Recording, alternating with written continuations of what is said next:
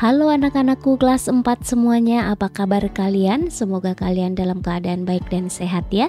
Bertemu lagi dengan Ibu. Hari ini kita masuk pada pelajaran yang ke-13, yaitu menghormati hidup. Adapun tujuan kita mempelajari hal ini adalah: 1. Menyadari bahwa hidup yang dijalani sampai saat ini adalah anugerah Tuhan. 2. Memahami bahwa hanya Tuhan yang berhak atas hidup manusia dan manusia tidak dapat mengambil hidup orang lain ataupun mengakhiri hidupnya sendiri.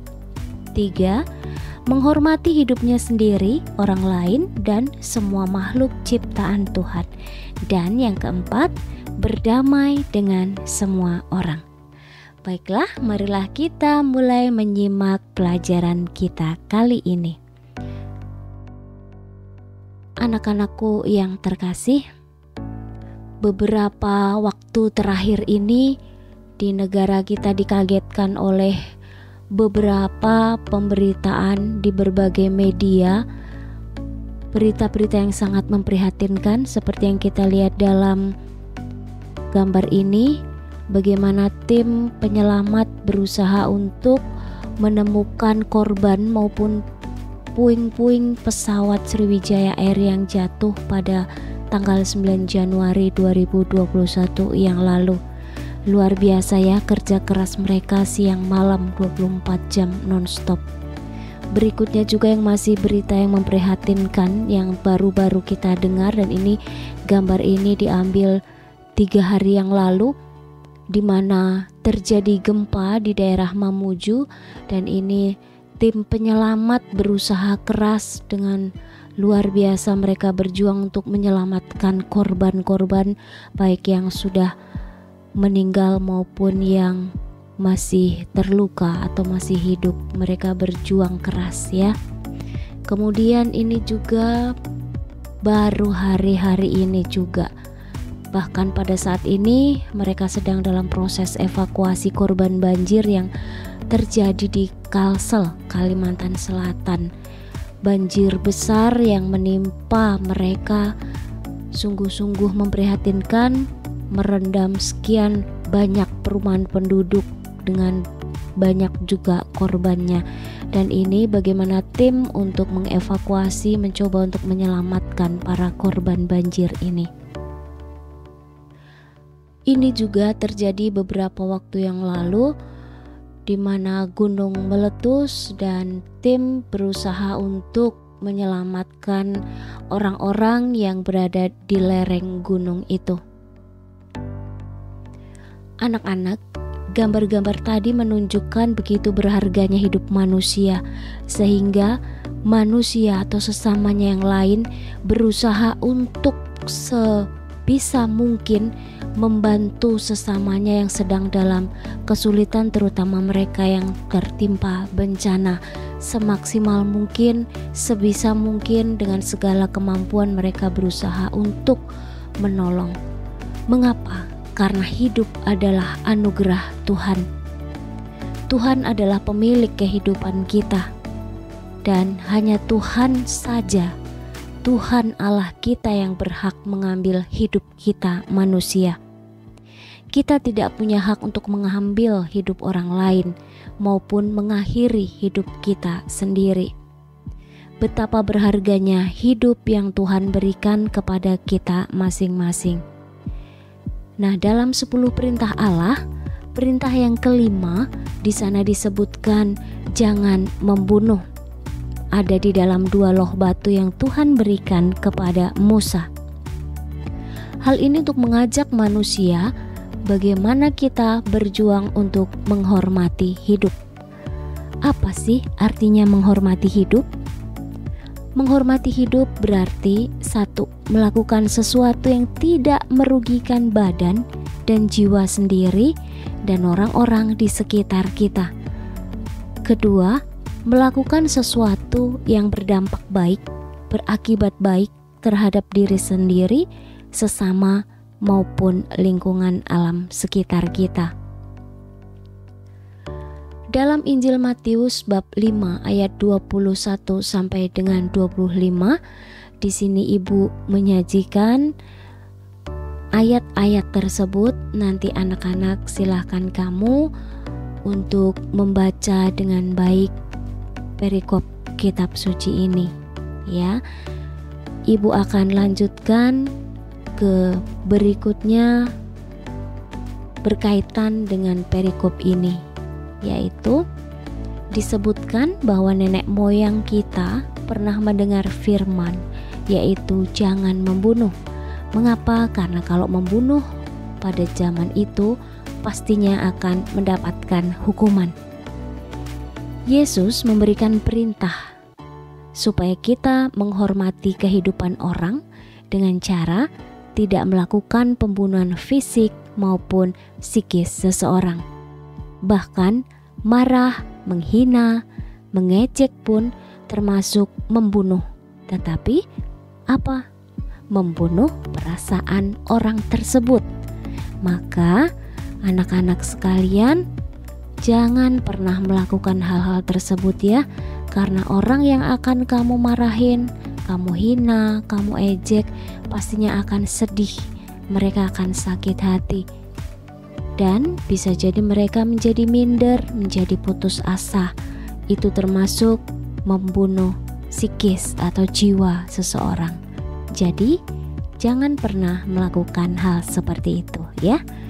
Berikutnya, Yesus mengajarkan kita supaya berdamai dengan siapapun. Kita diajak untuk membangun budaya perdamaian antar manusia. Bahkan ketika kamu mau berdoa, hatimu harus damai. Damai dengan diri sendiri maupun damai dengan orang sekitarmu. Bahkan misalnya nih, kamu mau mengikuti ibadat atau mau mengikuti perayaan Ekaristi, tetapi kamu masih bermusuhan dengan saudaramu atau dengan temanmu, usahakan untuk kamu bisa memaafkan terlebih dahulu dan baru kamu bisa mengikuti peribadatan itu dengan baik. Karena percuma saja kamu berdoa dengan husuk kepada Tuhan, tetapi di dalam hatimu tidak damai, menyimpan amarah dan dendam kepada sesamamu. Berikut ini adalah contoh sikap menghormati hidup diri sendiri. Seperti tadi di awal dikatakan, hidup diri sendiri dan sesama itulah yang harus kita hargai, bahkan kehidupan makhluk lain yang diciptakan oleh Tuhan. Nah, sekarang kita mau melihat apa saja yang bisa kita lakukan ya untuk bukti bahwa kita menghormati hidup kita sendiri. 1. Makan makanan yang sehat dan bergizi. Nah, ini penting sekali untuk kalian, apalagi kalian masa pertumbuhan ya.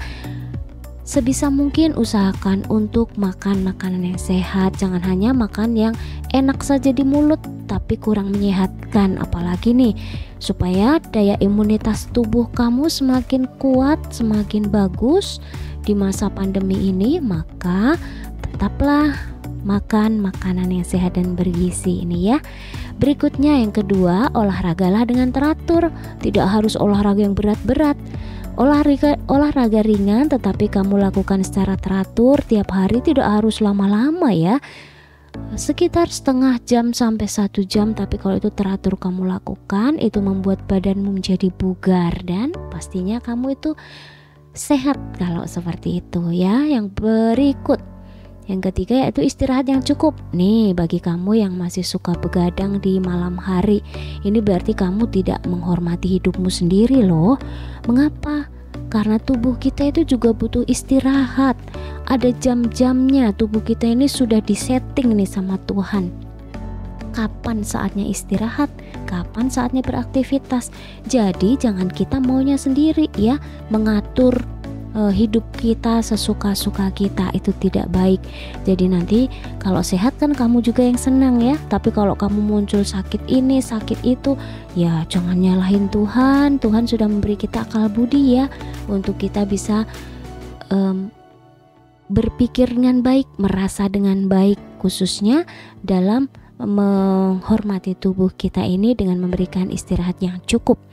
Berikut yang keempat adalah membersihkan diri dengan cara rutin.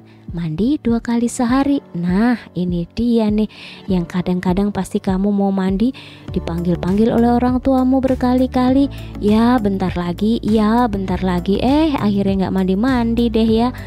Nah, penting ini karena apa? Kalau tubuh kita itu kalau mandinya rutin juga segar. Selain segar, pastinya dong kuman-kuman lari dari kulit tubuh kita dan kita sehat. Begitu. Kita lanjutkan lagi. Nah, ini kita lihat ya, ada contoh-contoh menghormati hidup orang lain. Apa saja ya? 1. Di masa pandemi COVID-19 ini, apa yang harus kita lakukan? Di program 5M harus kita lakukan. Apa saja ya?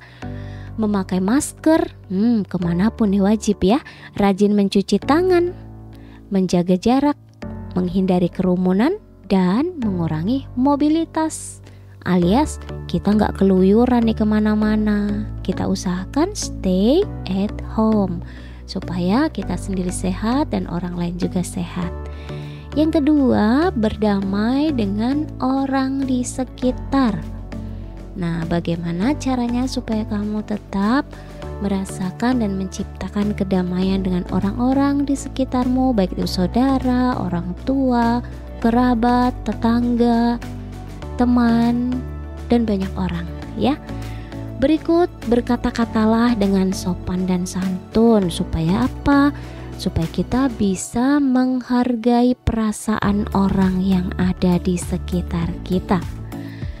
Baiklah anak-anakku yang terkasih, cukup sekian pembelajaran kita kali ini. Terima kasih kalian sudah menyimak dengan baik. Mari kita menjadi anak-anak Tuhan yang selalu menghormati hidup ini, hidup diriku sendiri dan hidup orang lain. Selamat menjadi anak yang baik. Sampai berjumpa lagi dan tetap semangat, sehat selalu. Tuhan memberkati. Terima kasih.